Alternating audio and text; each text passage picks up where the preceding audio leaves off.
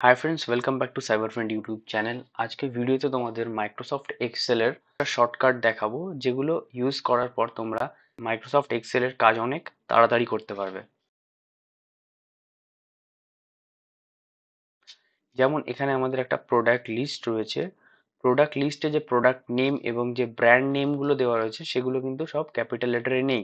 But আমরা যদি চাইছি এগুলোকে ক্যাপিটাল লেটারে আনতে, তাহলে আমরা ফর্মুলা ইউজ না করেও জাস্ট এখান থেকে হোম ট্যাব থেকে আমরা ফন্টের যে ডিজাইন থেকে কিছু ক্যাপিটাল লেটারের ডিজাইন এখানে দেওয়া রয়েছে বা ফন্ট স্টাইল রয়েছে, সেই স্টাইলগুলো সিলেক্ট করে কিন্তু এগুলোকে আমরা ক্যাপিটাল লেটারে চেঞ্জ করতে পারি।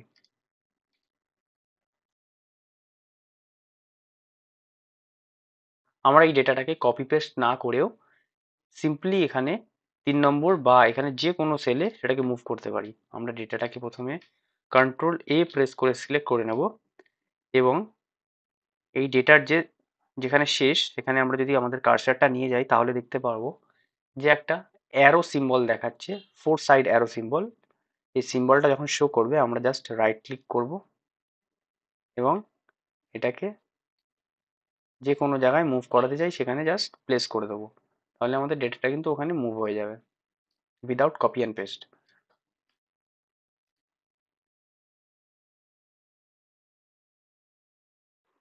সাপোজ আমাদের এখানে 365 দিনের ডেট এখানে লেখার দরকার আছে। সেক্ষেত্রে আমরা এখানে 1/1/2024 থেকে আমরা 31/12/2024 অব্দি ডেট এখানে লিখতে চাই। তো 365 দিন হচ্ছে, আমরা যদি এইভাবে ড্র্যাগ করে 365 দিনের ডেটা এখানে ডেট ফিল করতে যাই তাহলে আমাদেরকে পুরো 365 অবধি এইভাবে ড্র্যাগ করে নিয়ে যেতে হবে। সেক্ষেত্রে আমরা একটা শর্টকাট ইউজ করতে পারি। আমরা পাশে এখানে 1 লিখবো, দেন এই সেলটাকে সিলেক্ট করে আমরা হোম ট্যাবের আন্ডারে চলে যাব ফিলে। ফিল থেকে সিরিজ সিলেক্ট করে নেব।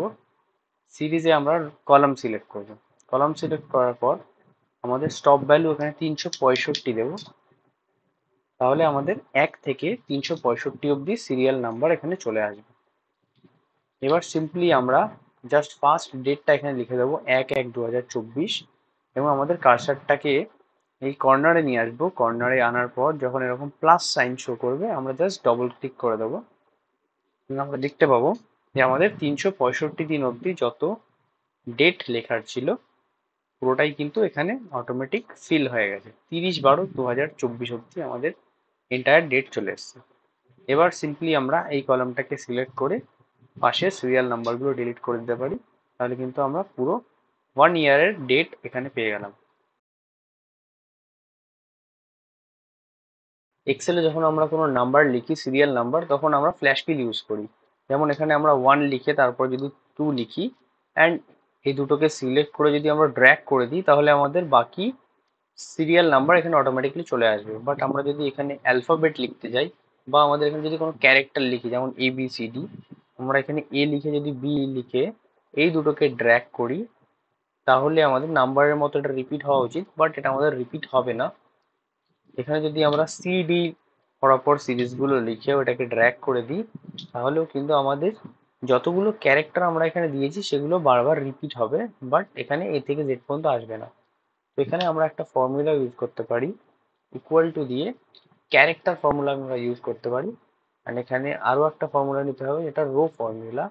তো প্রথমে equal to character first bracket open row formula নেব আমরা। তারপরে এখানে সিম্পলি A65 লিখে আমরা দুবার ব্র্যাকেট ক্লোজ করে দেবো অ্যান্ড এন্টার করে দেবো। দেন যদি আমরা এটাকে ড্র্যাগ করে দিই তাহলে দেখবো A থেকে Z অব্দি আমাদের ক্যারেক্টার অটোমেটিকলি ফ্ল্যাশ ফিল হয়ে গেছে।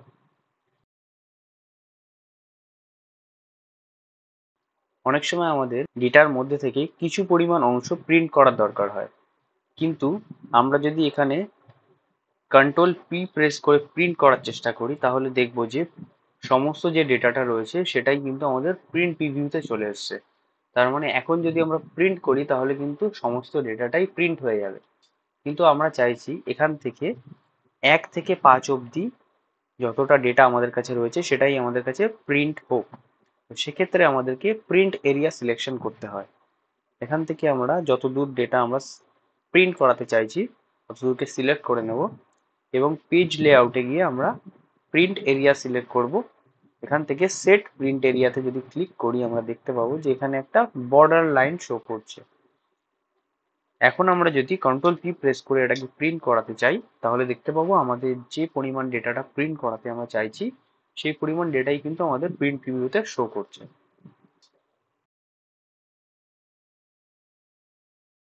লার্জ অ্যামাউন্ট অফ ডেটা যদি আমাদের এক্সেলে থাকে সেটাকে প্রিন্ট করার সময় যে হেডিং থাকে সেটা কিন্তু সব পেজে অনেক সময় আসে না। যেমন আমরা কন্ট্রোল পি প্রেস করে এটাকে যদি প্রিন্ট করাতে যাই তাহলে দেখতে পাচ্ছি যে আমাদের যে এখানে হেডিংটা ডেট রয়েছে সেটা কিন্তু ফার্স্ট পেজে শুধুমাত্র শো করছে। আমরা যদি সেকেন্ড পেজে যাই তাহলে কিন্তু দেখবো এখানে কিন্তু কোনো হেডিং আমাদের শো করছে না। তার জন্য আমাদেরকে পেজ লেআউট ট্যাব থেকে প্রিন্ট টাইটেলসে গিয়ে আমাদের রোজ টু রিপিট অ্যাট টপ এই অপশনে গিয়ে আমাদের কিন্তু সেই রোটাকে সিলেক্ট করে দিতে হবে যেখানে আমাদের হেডিংটা রয়েছে। তাহলে যতবার আমরা কোনো নতুন পেজ প্রিন্ট করতে যাব তাহলে কিন্তু তার হেডিংটা রিপিট হবে। এখানে যদি আমরা পেজ 2 তেও যাই তাহলে কিন্তু দেখতে পাবে যে আমাদের হেডিংটা কিন্তু অলওয়েজ এখানে শো করবে।